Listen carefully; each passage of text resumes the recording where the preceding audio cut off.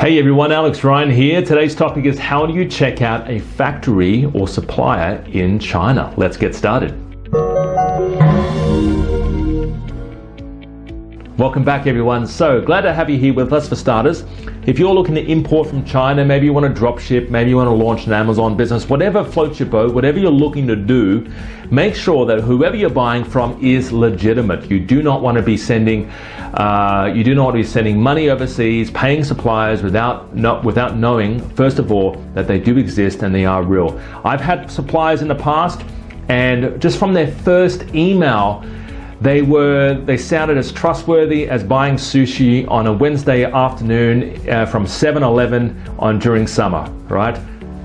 Not trustworthy at all. And I was like, let's just quit wasting, let's just throw the towel in, don't talk to them again because they're scammers, right? There's ways to find out. First of all, if they ask for money by Western Union or some other equivalent, they are most likely going to be scammers. If they don't want to give you their name or their proper email address, or if you're contacting a website and they've got like a Gmail or a Hotmail, and you're saying, well, can you use your proper website address, email address? They're like, oh no, I can't get in right now. There's a good chance that they're not legitimate. Ask for their address. I would speak to them on the phone for starters. Always speak to them, especially over large sums of money. If you're sending money overseas, speak to them. But before doing that anyway, give us a call, contact us, because we can do a check on them. But speak to them on the phone.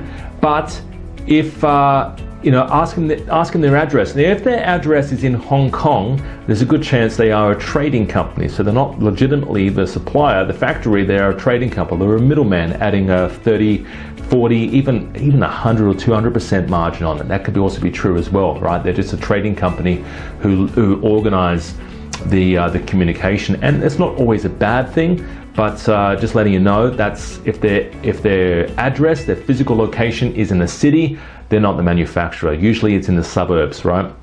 Now, trading companies, by the way, they're not the evil, they're not evil at all. They actually do a good service. But most factories these days have someone who speaks English. So if you're worried about, I don't want to call China, no one's going to speak English, their English probably isn't going to hold up in a university, right? They're not going to have the best grammar, but they're not going to they'll be able to communicate with you, but it's not going to be the best.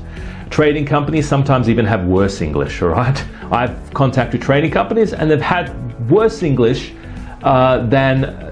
worsest English than the factory did, right? I contacted the factory and this little lady answered, who was the factory's daughter, the factory owner's daughter, and she was such lovely. Her name was Ping, and she was talkative and she spoke perfect English. So guys, don't be afraid of picking up the phone. Talk to them over the phone. Ask them if I'm trading. Ask them if they are a trading company. Are you a trading company, right? Where is your address, right? They should give you their address. So speak to them, and when you speak to them, you'll find out you might actually end up getting a better price possibly. When you visit them in person, that's when you get the best price. Now, if you're spending a lot of money importing from China, heading over there in person with someone who knows what they're doing is a good thing to do. Do not go over there yourself and try and do the inspection yourself or meet the factory owner, because first of all, you'll have no idea what you're doing or what questions to ask, but also it's always good to have a translator there anyway, even if someone does speak, say they do speak English. Like, I actually go with clients as well. I go to China, we go to suppliers. I'm actually in Shanghai this year for such an event. I'm going to the Canton Fair, or the China Import-Export Fair. I'm heading over there in Guangzhou and Shenzhen. But there's a lot of places where you can go and you don't necessarily need someone. There's a place called the Yiwu Fair, which is the wholesale trading market, which is really good. You don't necessarily need someone to come with you there, but if you're visiting a factory or you're going to the Canton Fair, it's always good to go with somebody. You'll get more things done, and also you'll get the best prices. Guys, hopefully enjoyed today's video. And it's very important to check the factory. At the end of the day, check the factory, make sure they are legitimate. Now, for more videos, visit our website. We've got a free video there showing you how to get started in the import-export business. and we also have coaching packages as well. So we're actually looking to coach 3 people in the next 12 to 24 months on starting their own import-export business and launching it, importing a hot product, and eventually to replace your income. That's the goal of every business that every business owner and every client that we have. Quit your job and basically live off the land and live online and run your business successfully online.